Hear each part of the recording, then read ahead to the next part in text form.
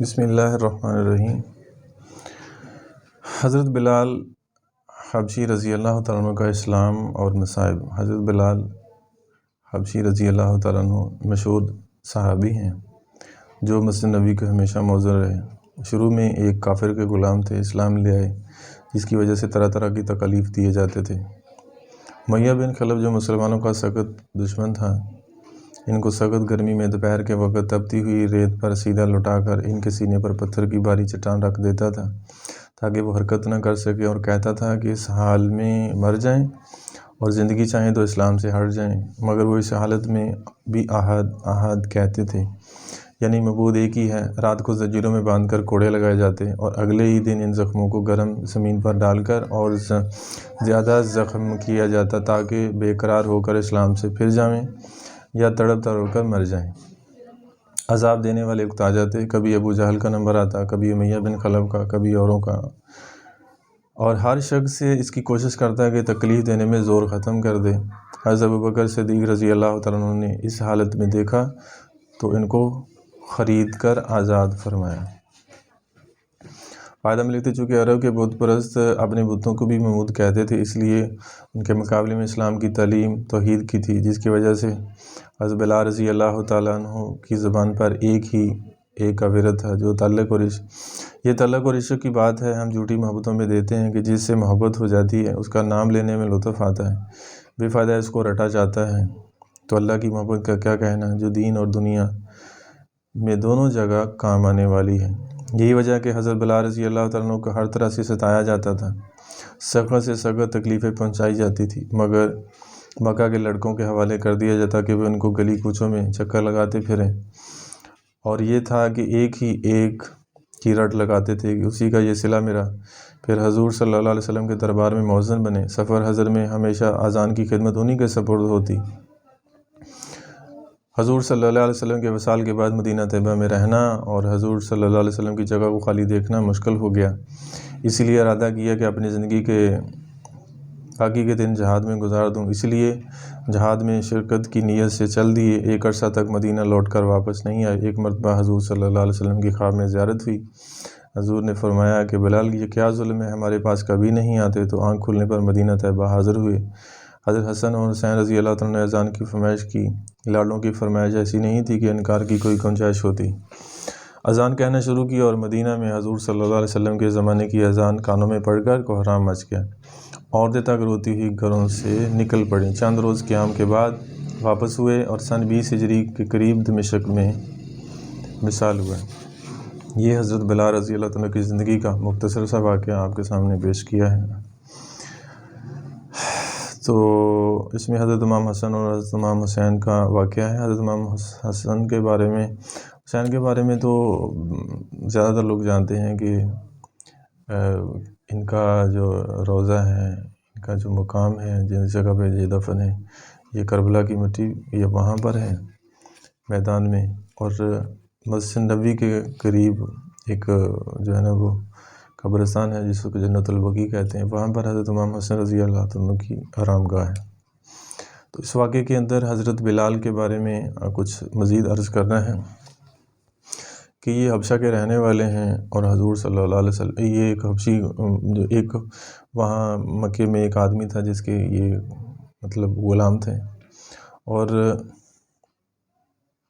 یہ مانوس تو پہلے ہی ہو چکے تھے حضور پاک صلی اللہ علیہ وسلم کی ذات مبارکہ سے۔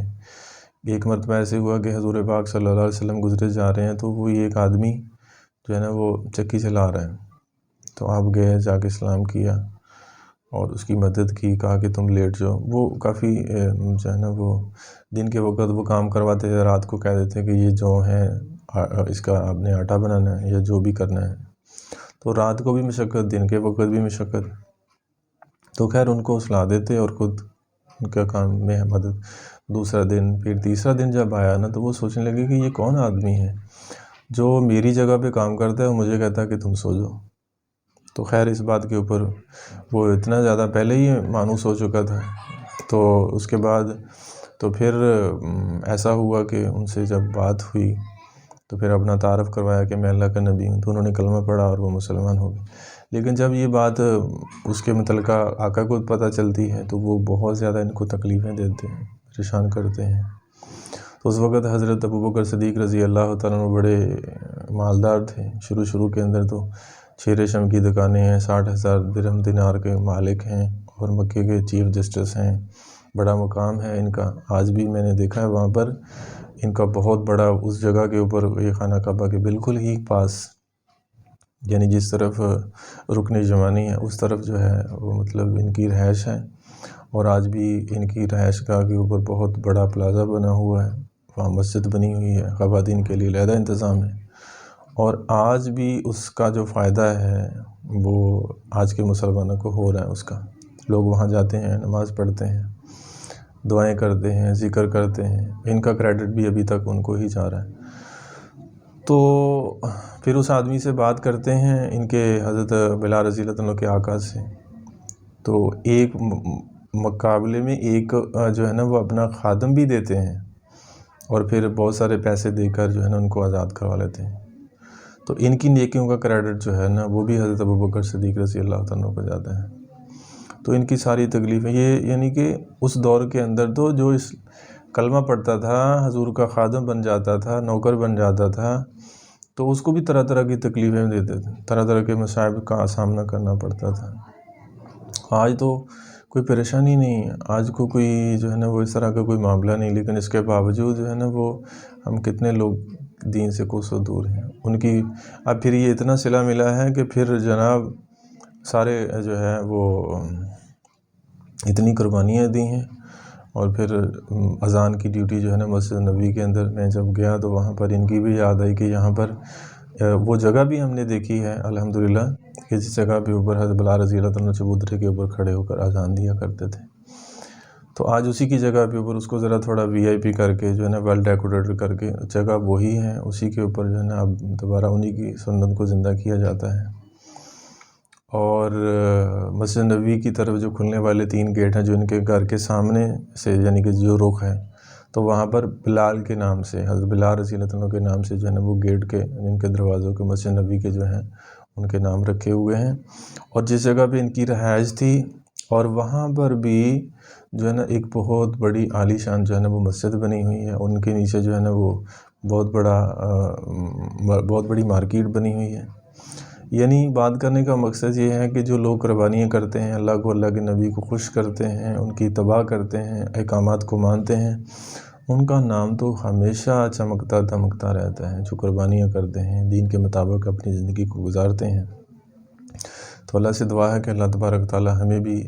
ان حضرات کے نقش قدم پہ چلنے کی توفیق نصیب فرمائے۔ آمین ثم آمین۔